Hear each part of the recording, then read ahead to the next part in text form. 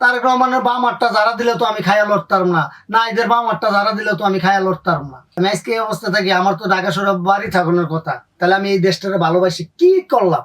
সবাই খালি কানবে আর চোখ আছে দেখবে, কান আছে শুনবে, এই বুকটা কেন নিবে আর কেন ছুঁড়া ফালাই দিবে?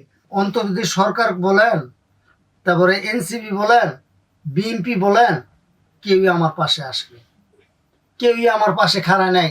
এই পোলাটারে দেখে রাখো, কি একবেলা 1 কেজি চাল দিয়া গেল অমুক লোকে, অমুক মন্ত্রী, কে অমুক প্রেসিডেন্ট। আর তারেক রহমানের বাম হাতটা যারা দিলে তো আমি খাইয়া লড়তাম না, না এদের বাম হাতটা যারা দিলে তো আমি খাইয়া লড়তাম না।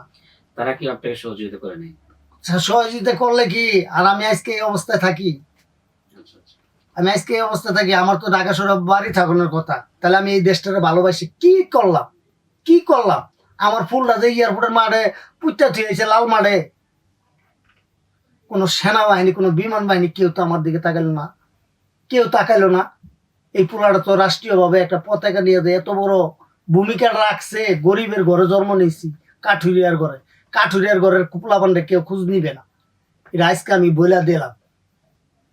সবাই খালি কানবে আর চোখ আছে দেখবে, কান আছে শুনবে। এই বুকটা হচ্ছে কি হলে বেইমান। আজকে আমি এই কথাটা বইলা গেলাম এই স্টোরে। এই বুকটা কেন নিবে আর কেন ছুঁড়া ফালাই দিবে? বড় ভাই হিসাবে, বাইস্তা হিসাবে বুকে নিয়া তুমি ছুঁড়া ফালাই দাও তোমরা।